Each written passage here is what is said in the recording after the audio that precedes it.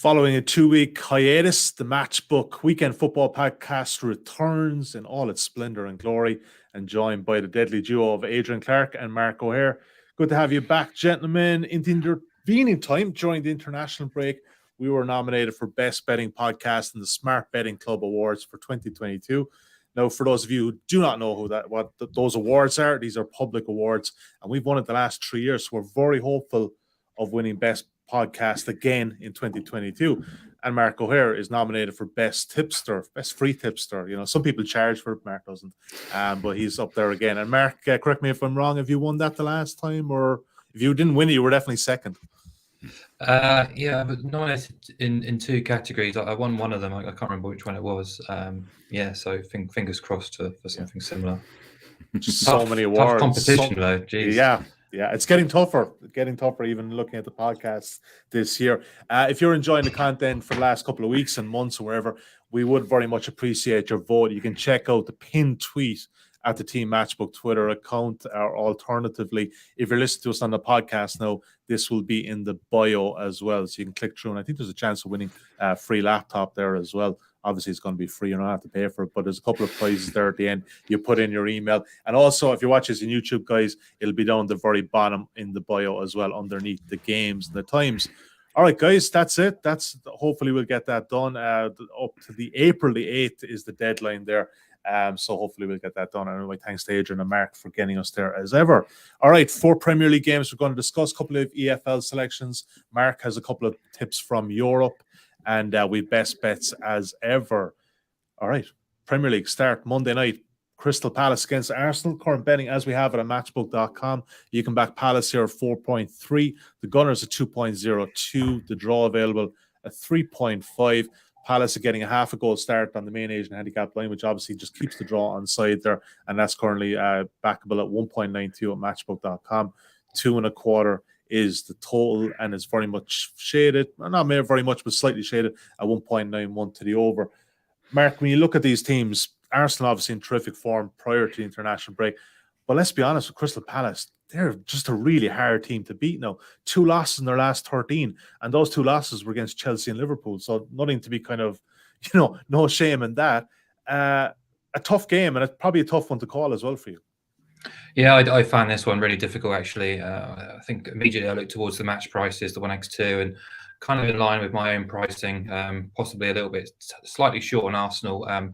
We talked about their game when they went to Aston Villa. They went off at 2.55 that day, and we said they were a spot of value on that occasion. They were 2.2 when they won away at Wolves in February as well. So now to be sort of close to evens.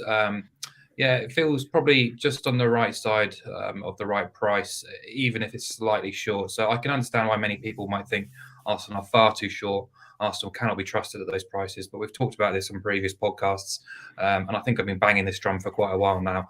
Arsenal are in the top 4 on merit. They are the 4th best team in the Premier League this season. I don't think that's a huge sort of question mark over that. It's borne out in the data, it's borne out in the league table.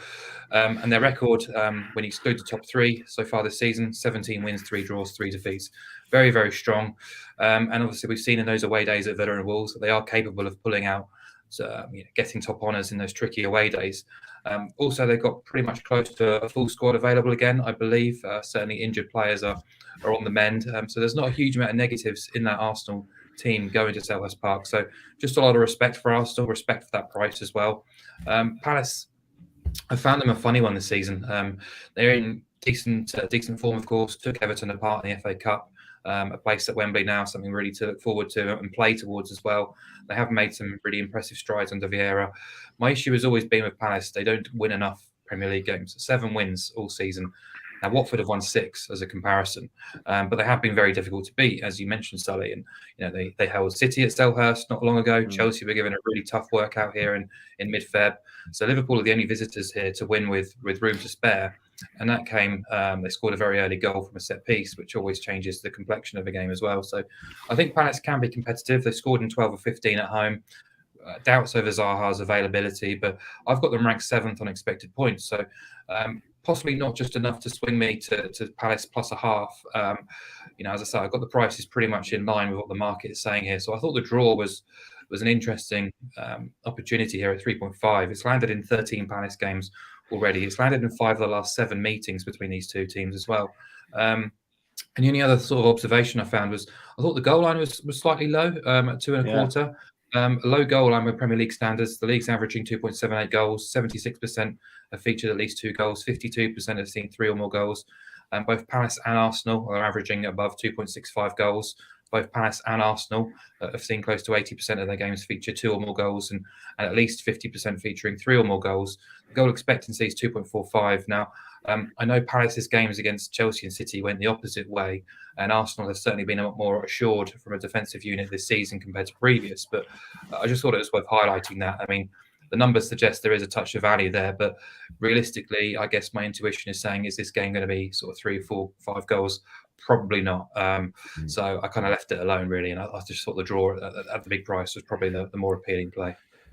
Adrian, Arsenal's 6 wins in their last 7 Premier League games. Hard not to be impressed with them, Rhino. Obviously, you covered them quite extensively with Arsenal Fan TV. But well, not Arsenal Fan TV. Sorry, Arsenal TV. Sorry, not that one. Oh, that's why did I have that in my head? That one. Yeah. It's probably good reason. Probably good reason for that. But in terms of their price coming into this, Adrian, look, I think you were looking at me yesterday, 2.04. They've been slightly nibbled into 2.02 right now. An odds against there. Is this still a value bet for you? They're nibbled in because they're a good team.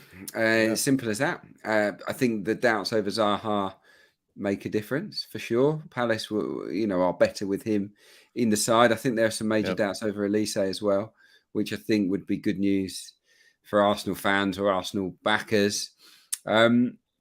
They've not been great at home, have they, of late, Crystal Palace, apart from in the FA Cup. I don't think they've claimed a home win in 2022 in the Premier League, at least. And Arsenal come into it, 5 straight away wins, lots of clean sheets. 46% of Arsenal's matches have ended up with a gunner's clean sheet, which I just think is a major step forward this season. The reason I'm so bullish, I think, about Arsenal here is that it's the Villa game. I think it was a really tricky game on paper, really difficult and dangerous Aston Villa side, and they cruised it. I know that Villa had a push towards the end. Their only shot on target, which was a cross, really, was in injury time. Arsenal kept them at arm's length easily, negated Coutinho and all the other threats that they had really comfortably, and they controlled the game. I just thought it was a perfect away performance, and I believe in their capability to repeat that more consistently than we've seen in the past. I'm not saying this is going to be an easy game. Palace are a good team. They're strong, hard to break down, but Arsenal are in a good groove at the moment. And Saka and Smith Rowe sort of had a bit of a breather over the international break. Weren't heavily used, which is good news. I fancy them here. I do, even though the price is a bit skinnier than it was at Villa. I do fancy them. If you wanted to sort of stretch the odds a little bit, Arsenal to win and under 3.5 goals is a play that I might consider doing myself, to be honest. 2.68, I think, was the price of that the last time I looked. That might be a good way in if you're looking for a little bit more value and you want to get behind Arsenal. But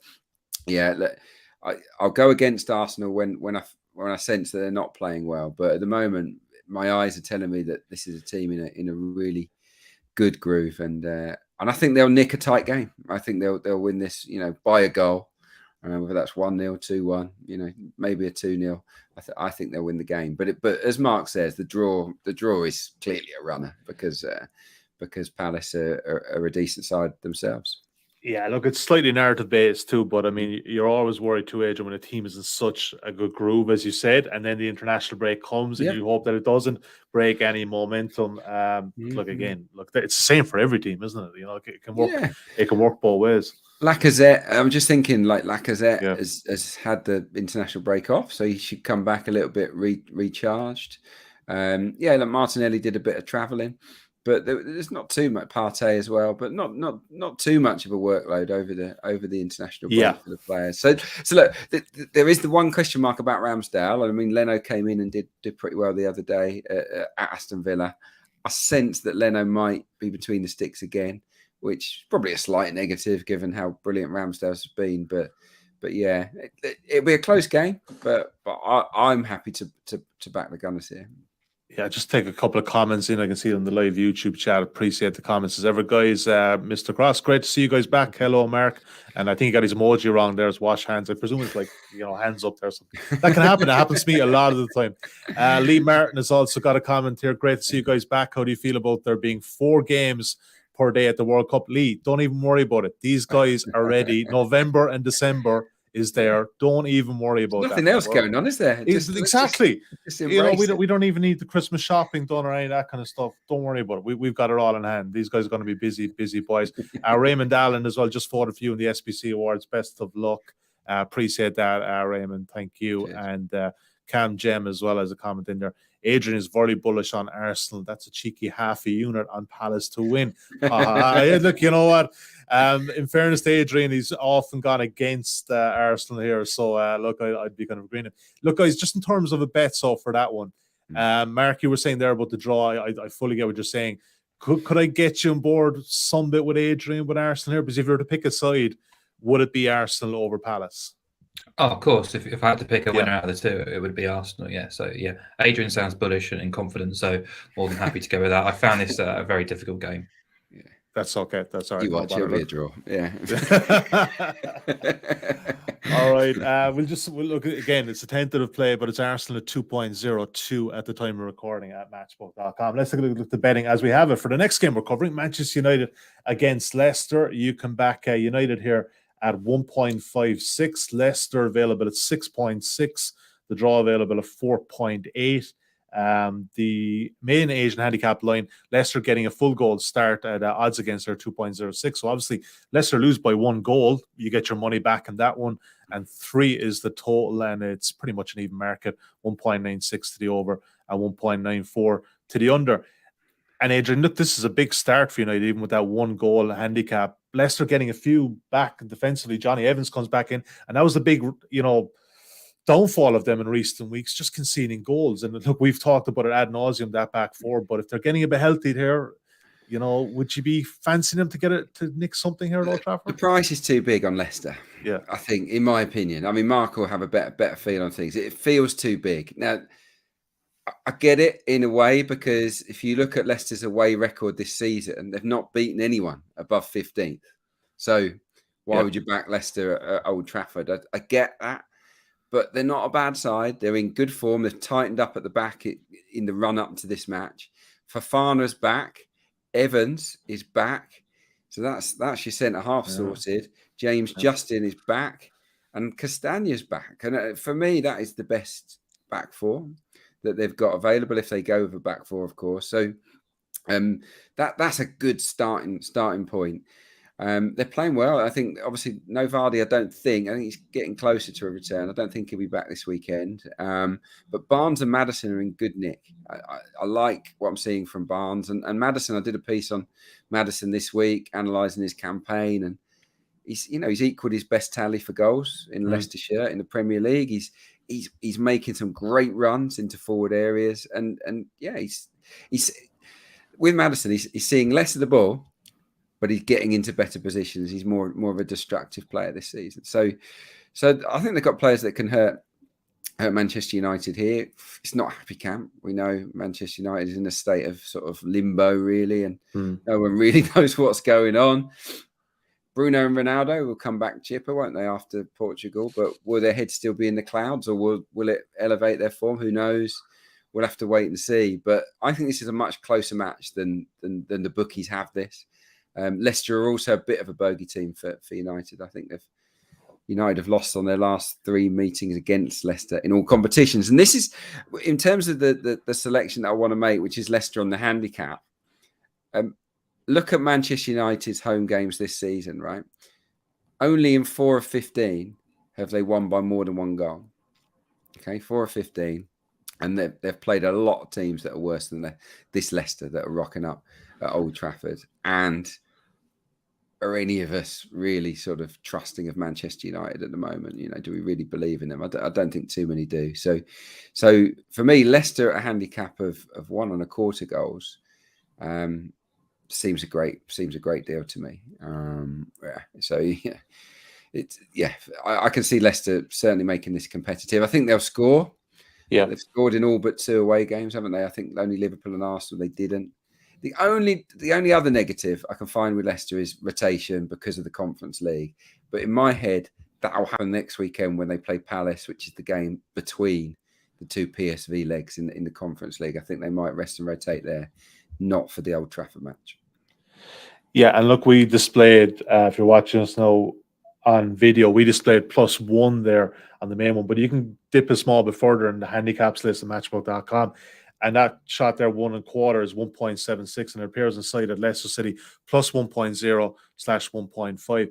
And Mark, what of Manchester United? The last game we covered of them was a couple of weeks ago. Yourself and Jonathan covered them for the Champions League game, and we saw what happened there. And it's unbelievably hard to be getting on side with them laying a goal line like that. Yeah, it's I'm in complete agreement with Adrian here in terms of the price being too big, the line being too big, and I think Leicester are a live danger here. I think they could be one of the better sort of longer shots of the weekend across Europe. Actually, I've not been pro Leicester often this season, so it's probably taken a bit of a turnaround. But I think these prices are based on season-long numbers, performance data, underlying process for both teams, which United have been much stronger than Leicester. Leicester have been one of the worst teams in the league, and they've kind of been sort of dug out of trouble by a lot of individual quality a lot of the time. But just looking at the pricing, United went off at 1.83 at home to Brighton here in February. Now, I wouldn't say there's a major difference between Brighton and Leicester on any given day, only really in sort of style and the way in which they go about their business. But in terms of individual quality, it's chalk and cheese, really. And Leicester are coming here with a much, much stronger squad than they've had probably throughout the whole campaign. So, yeah, I think Fofana's fitness and being able to play in that match against Rennes in the Conference League is a massive bonus. Evans being back too. I think Ndidi's probably the only player from a sort of a best 11 who will be missing. So, hugely encouraging. And as you say, United, they've hardly been imperious at Old Trafford this season. They've only scored 15 goals in the last 13 home Premier League games. They've only kept 4 clean sheets and 15 overall this season. So straight off an international break where many of those squad players were involved in key qualification games. It's not just Ronaldo and Bruno. Lindelof on the other side, he'll be hurting after what happened to Sweden. Alanga too. There's a lot to sort of take into account here. And yeah, obviously you look at the raw results, and Leicester's away record is poor. Their record away at the top teams is dreadful. But just bear in mind this. They're coming here in probably their best health of the season, and look at that line, like +1.25. You don't even need them to win or draw to make money here. Like they can lose by a goal and we still make money. It's a fantastic price. So yeah, I think it's one of the better opportunities on the weekend. Yeah, like we said, even losing by a goal there, we're on 1.5 as well. So 50% of your stake, and you're getting 50% back, even if it's a 1-0 loss or a 1-goal loss. All right, yeah, really like that selection, and it's a very strong one. Very little debate about this one here. All right, we move on to this is a Sunday game again. It's Mark's choice. East London, West Ham against Everton. Current betting as we have it at matchbook.com. You can back the Hammers here at 1.82. Everton at 4.9. The draw available at 3.85. Everton getting a 3/4 of a goal start on the Asian handicap at 1.87. 2.5 is the total, and shade towards the under. And Mark, worst away record in the league for Everton. The last 2 trips to London, what did they concede? A lot of goals. Anyway, I can't remember. But it's like 5 goals, 4 against Palace, 5 against. Yeah, it's just a lot of 9 goals in 2 games. And at West Ham, for all their faults, I was watching them a couple of weeks ago in that Sevilla game. I just was really impressed against the good Sevilla side. And for whatever it is, when they are at home, they just seem to elevate their game. Not so good on the road, but this is probably a good opportunity here to inflict a bit of damage. Yeah, I think there's a great opportunity for them here. I think there's an acceptance between West Ham and David Moyes that the Champions League in terms of the league is probably beyond them now. It's a 6-point gap, and they've played more games than Arsenal and Spurs. But having beaten Sevilla in the Europa League, they're now obviously really targeting Europe, knowing that they could get a Champions League ticket that way instead. So that's always a concern, playing Lyon next week in the Europa League. But, as Adrian touched on with Leicester, I think, that just coming off an international break is a real bonus for us here, because it will probably require Moyes to field his best 11 just to get them back into the rhythm of things ahead of that match, and then rest and rotate when necessary in the league game after this. So yeah, I think this is a very winnable tie. I think they will be motivated. I think early news suggests Jared Bowen is back and available. Mikel Antonio didn't travel with Jamaica, so he'll be fit, fresh, and ready to go. I always find them a little bit untrustworthy when they're sort of shortish prices and the expectations are high at the London Stadium. But recently they've beaten Wolves, beaten Villa, performed very well against Sevilla as well. And this Everton team are absolutely dreadful. They burgled that win against Newcastle in the Premier League, were beaten up by Palace. It was a pitiful sort of surrender there at Selhurst Park. And no Alan still through suspension, no Mina through injury. They scored 1 goal in 5 Premier League games, lost 9 of 13 away from Goodison. They've conceded twice more in 9 of those 13. And their results since the start of September: 3 wins, 2 draws, 15 defeats. That includes taking 2 points for a possible 30 away from Goodison. The numbers actually in both boxes have regressed since Frank Lampard took charge, conceding too many goals, giving away too many opportunities. I just think West Ham will have a lot of joy in this match. So I thought the West Ham price to win was reasonable, but we can boost it to around 2.24 now by adding over 1.5 goals, which is effectively taking out the 1-0 home win. West Ham obviously need to score twice to win the match if there's over 1.5 goals. And I think that's a really interesting price.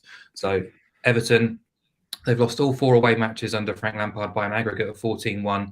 They've allowed 2.6 expected goals in the last 3 away games in the Premier League. And the last 2, as you mentioned, was it Palace and Spurs. The shots on target count has been 0 to 18 in their opponent's favour. So, yeah, I mean, it's pretty bleak from Everton's perspective. I think they're a poor team and they could get beaten up here. Yeah, Adrian, question for you. What date does the Lampard revolution begin at? Because we haven't seen it so far, have we? Just give us an idea. There might not be. There might not be one. Yeah. Should probably say, but you mentioned Lampard again. Going back to West Ham, West Ham will love nothing better than to stick us up him again, will they? There's still a bit of bad blood there. That is a very good point. Yeah, he'll be determined, mind. So you'd expect them to maybe come out of the blocks and be aggressive like they were at Palace. But they just don't score in the first half, do they? Everton, I think 11 of their last 13 matches, no goals up until half time. So they're on the back foot. They sort of find themselves chasing too many games. Mark's bang on. This is a really bad Everton team. It's their propensity to capitulate that really is alarming. They will crumble. With no Mina, I think he's such a key man for them. They look rudderless at the back. And Antonio chose West Ham over Jamaica. You've got and Bowen back, as Mark said, potentially, which is great news. And if anyone needed a rest, anyone needed an international break, it was West Ham. They were on their knees. They were absolutely knackered, weren't they, against Spurs? But they've had that break, and not that many of their players have been involved in the internationals. And I'm in agreement with Mark's selection here. I think I would go for the same one, West Ham and over 1.5. West Ham have scored in every home game this season in the Premier League. Against a team like Everton, such bad travellers, you'd imagine they'll get at least one, more than one here. And they've scored 2 or more goals in 8 of 15 home games. So, you get over half the matches, they've scored 2 or 3 goals. I don't know if they got to 4 or not, but so they're more than capable of beating that total themselves, scoring a couple of goals in the game. So, yeah, West Ham for me, they're a significantly better team than Everton. The only thing is, determination, that resolve of fighting for your lives. But we haven't seen a lot of that from Everton so far. So it'd be a surprise if we see a big turnaround on that score this weekend. I think Everton will get beat. All right, so we're taking West Ham and over 1.5 at 2.24. Again, look, if you wanted to be a bit more cautious, you can take the Hammers there at 1.82, but we're going to be a small bit greedier and get the odds against price 2.24 West Ham at over 1.5 goals. Happy with that, Adrian? You're happy? Good man. Yeah, okay. All right, your game of choice next up, basically, is Chelsea against Brentford, Saturday, 3 p.m. kickoff at the Bridge in front of the season ticket holders. 1.37, you can back Chelsea. Brentford, 11.5. The draw available at 5.4. Both teams have scored back. Actually, this is about funny. Actually, I haven't seen this before. In the main, yes is 2.36, 1.61. And I think the main goal line there is 2.5 at 1.9 to the over. And you can back Brentford at 1.25. Adrian, in fairness to Brentford, we looked at it a couple of weeks ago, maybe 4 or 5 weeks ago, when they had those big couple of relegation 6-pointers come up. They won those games. I thought they looked pretty solid. They didn't, before that we were kind of seeing kind of leaking goals at the back. Well, the goalkeeper was back. Great. Yeah, there you go. But they just look a bit better. But Chelsea, look, they've won 6 straight in the Premier League. It is almost setting up for one of these Chelsea wins, but it doesn't look like they'll blow up Brentford either. Yeah, I mean, that's how I see it. It's a derby as well, isn't it? West London derby, not the most sort of fiercely contested one, but it's a derby of sorts. Brentford don't sort of lie down. They don't get battered by too many people, do they? They've had 16 defeats. 13 of those defeats for Brentford have come in with an aggregate of under 3.5 goals. So they don't get blown away too often. And as we know with Chelsea, they tend to get things done quite professionally. With that, they're not like Liverpool. They don't go for that jugular with quite as much ruthlessness, do they? I think 11 of their 17 wins are under 3.5 goals as well. So the odds are stacked in going unders, I guess, with the Chelsea win. Chelsea are solid at the moment, not giving much away, are they? They've only let in 3 in their last 7, as you rightly point out. They're winning games. But Brentford on the road. If you take away that win at Norwich, not a lot to convince you. Actually, they've had 2 draws and 8 defeats since their last proper win, unexpected win on the road, and that was at West Ham at the start of October. So it's a long, long time since they went somewhere and pulled off a shock. Brentford. I'm loving what Eriksen is doing. Fantastic.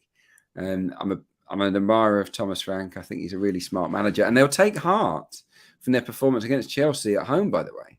They lost that game 1-0, but how they lost it 1-0, I don't know. I think Mendy had the game of his life, if memory serves me right. They were very lucky, Chelsea, to get away with it. So they'll take confidence from that, but ultimately, I don't see them winning the game. I think getting a draw would be absolutely fantastic for them. But I think it might be beyond them. So Chelsea and under 3.5. We've been there. We've been here before. But as soon as I saw this match, I just thought Chelsea and under. This is one of them.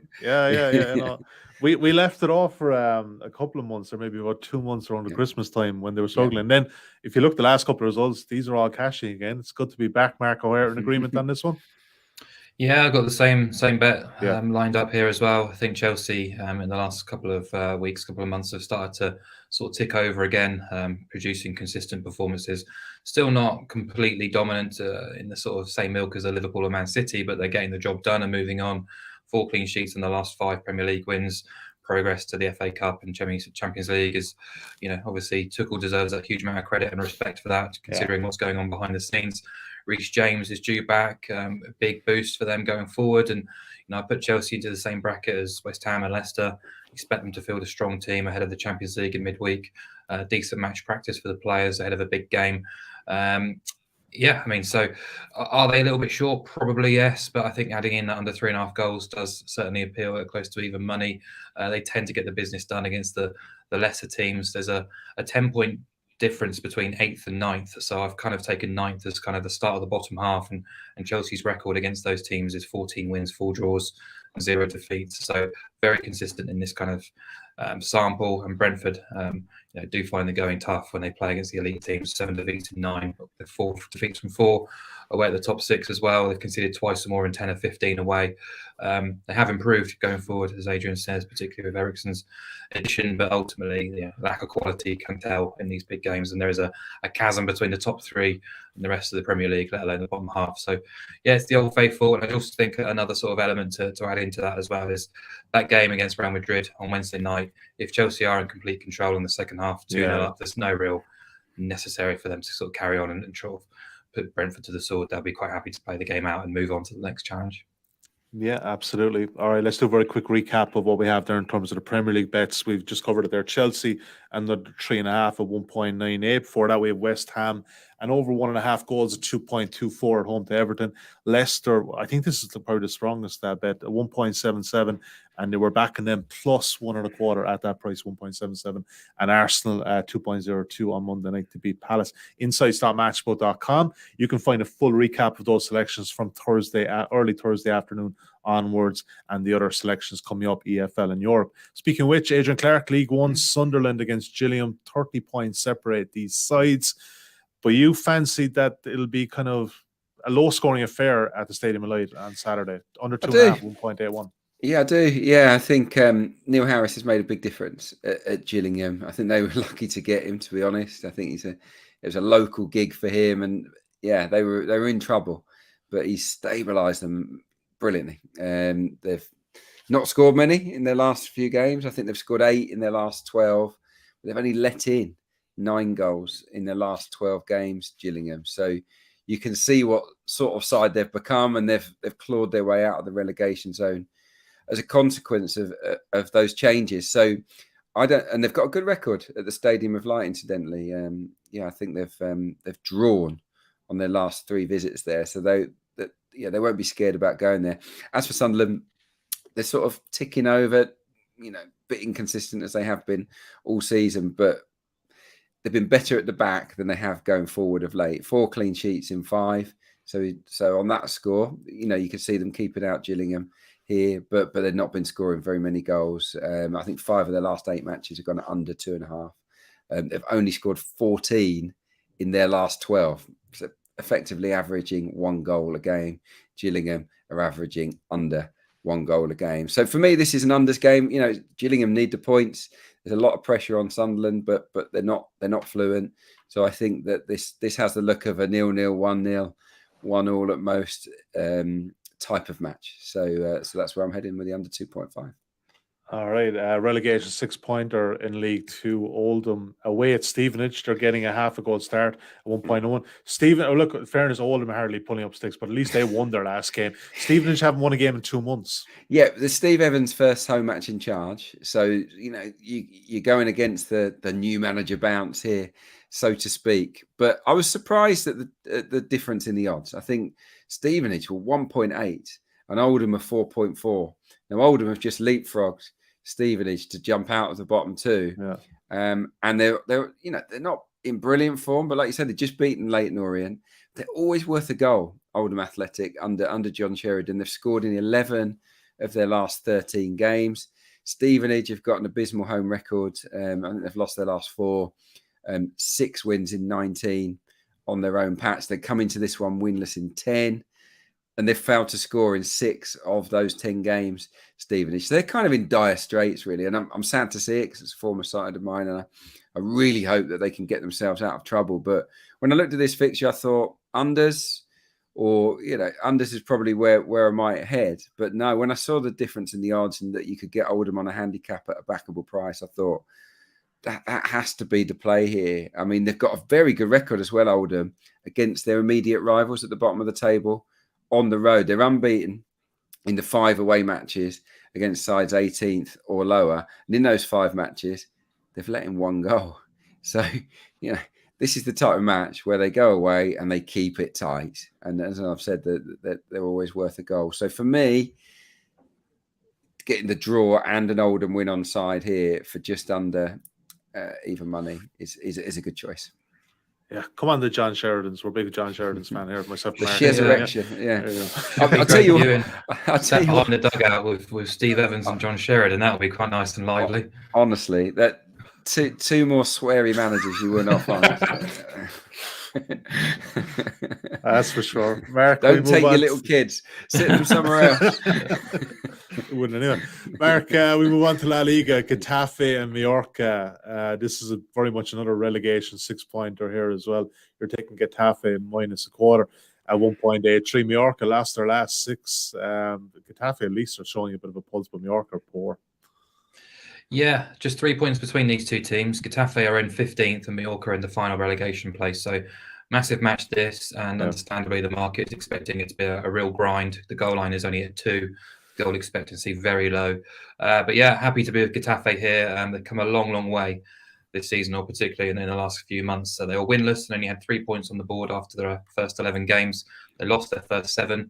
At the end of October, they were being written off and class as being doomed. But Quique Sanchez-Flores has worked miracles really to not just put them into a position to potentially survive, but also thrive really. And their record since the end of October, 6 wins, 8 draws, 5 defeats. The majority of their best work has been done at the Coliseum. During that sequence, they're unbeaten in 9 at home, winning 6. They've beaten Real Madrid at home as well. They've scored 17 goals in those 9 games. And they've only conceded twice or more in 4 of their last 19 La Liga matches and kept 6 clean sheets in those 9 home games I mentioned as well. So, yeah, I really like them here. -1/4 just protects a little bit against the draw as well. The price is still reasonable enough. Getafe have drawn 4 of the last 6. And I just always think it's quite nice to have the draw on side in the match where the goal expectancy is quite low. As you say, Mallorca, 6 defeats from the spin, 10 defeats from 12 further back, just 4 wins in 26 going back to September. And away from home, they've lost 10 of 14. They've conceded twice or more in 9 of those and failed to score in 7 of their last 11. So my ratings basically have Mallorca ranked as the worst team away from home in Spain, and they're facing a Getafe team who I've got ranked 7th on expected points over the last 16, and likely to be a thriller, but I think Getafe will give us a good run for our money. And actually under Quique, Getafe are ranked 9th in terms of points earned, with the 3rd best defence in La Liga, which is really impressive, the 5th best home record during that time as well. Mallorca actually ranked 2nd bottom for points in that same sample, so quite a big difference between the 2 teams and where they've come from since kind of the end of October. So, yeah, all in on Getafe and hope they stay up. Quick question, Mark, because I know we're caught for time, but have you been to a Mallorca home game? I've not. I've been around the stadium. I've been to a Getafe home game, though, so 1 or 2. I'm going to a Mallorca home game the 15th of May. I'm over there on holidays, and it's the second last game of the season, so I'm kind of wondering, will they actually be still in the league? That's one kind of worry. I'm hoping they'll be a relegation 6-pointer. Yeah, they'll be in the battle for it for sure. Yeah. That relegation fight at the moment in the Liga is a lot of teams, fantastic fun. A lot of teams finding form and losing form from week to week. It's really quite fascinating. Yeah. Great stuff. I have something to share on. All right, let's take a look at this matchbook sign-up offer. You haven't got a matchbook on your watches today. You're looking at these terrific prices. Generally speaking, on the odds checker grade, you will see the matchbook is invariably best price on football. And if you check out insights.matchbook.com, I've actually got a write-up about that as well with the evidence to boot. Use the bonus code INSIGHTSRF to sign when you're signing up to avail of a £20 welcome offer. That's money back as cash if your first bet loses up to £20. Insights RF. Full terms and conditions, as I said, can be found at insights.matchbook.com. We're on to best bets. Adrian Clarke, back to League One for you, sir. Ipswich to beat Cambridge. We've been picking on Cambridge in recent weeks, but you've also paired it with under 3.5 goals, because obviously Ipswich, pretty short price here in this one. Very short price. Yeah. Ipswich are the team that are coming with a run under 𝗕𝗲𝗁 𝗚. They are excellent, absolutely outstanding. Really good football, quite sophisticated pass and move stuff, but also incredibly solid. In the last 12 matches, they've conceded 3 goals. I mean that's ridiculous. So they're at home. They won the 6-pointer against Plymouth last weekend by 1-0. They were pretty dominant in that, but couldn't put the game to bed. And I think it might follow a similar pattern here, that they should control matters. Cambridge, as we saw with their FA Cup run under Mark Bonner, are pretty stubborn. They're well organised, well drilled. They had a wobble recently where they started to leak a lot of goals. Got thrashed, I remember, at Sheffield Wednesday. But they've addressed that, and the last couple of games has been better. They won at Wimbledon last time out on the road, just to sort of stop a long winless run on their travels. But I sense that Cambridge won't have enough to compete with an Ipswich team that's star-studded and that's got momentum, and they believe that if they win every game between now and the end of the season, they'll get into the playoffs. And as Carl Robinson said on Quest last weekend, if Ipswich get into the playoffs, he doesn't want them there, because he says they'll be the team to beat because of their quality and because of what McKenna's doing there. I fancy Ipswich strongly for the win, but I don't think they'll blow Cambridge United away. So Ipswich and under 3.5 is my pick. 31 of 40 Ipswich matches this season have come in under 3.5 goals.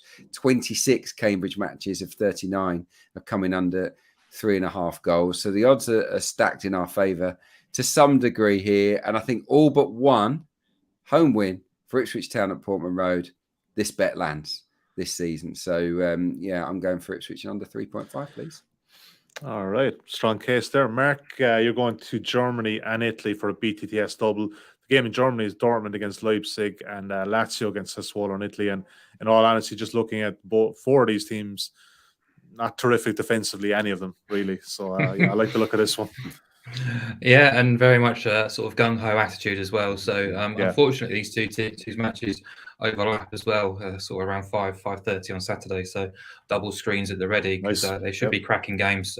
Dortmund averaging 3.89 goals per game so far this season. Crucially, though, they've got Marco Reus and Erling Haaland back fit and available, which transforms them into a completely different beast going forward. But yeah, they still believe that they can challenge Bayern for the Bundesliga title. Looks highly unlikely, but they've scored in 26 of 27. 20 of those matches have featured both teams scoring, which kind of goes to show where their weakness is at. And they're playing a Leipzig team who are going great guns under Tedesco. Very good shout now for top four, particularly with Leverkusen suffering key injuries. Across the whole Bundesliga season, they've only failed to score 5 times, and both teams have scored in 5 of 6 away at the top half. But I think what's most kind of fascinating about this match is take the results between Bayern, Dortmund, Leverkusen, and Leipzig, the top 4. They've played each other 9 times in sort of the mini league. Those matches have produced 43 goals at a rate of 4.78 per game. We've had 2 3-2s, a 1-1, a 2-1, a 3-1, a 4-1, a 4-3, a 5-1, and a 5-2. So all 9 have seen both teams scoring. 8 of those 9 went over 2.5, and 6 even went over 4.5. So should be a decent watch. And then you've got Lazio to Sassuolo. Lazio desperate to bounce back after a bit of a shellacking, really, in the derby against Roma before the international break. Had been looking a little bit more assured defensively, but were completely exposed in that game. I'm expecting a reaction. Their games average 3.43 goals. The only team to see more goals per game in Serie A are their opponents, Sassuolo, who have seen 24 of their 30 league games. Both teams scored in. That's 80%. They've scored in 26 of 30, 3 clean sheets. They absolutely relish the games against the big guns as well. They've won at Inter, they've won at Milan, they've won at Juventus, they've held Napoli and Roma at home as well.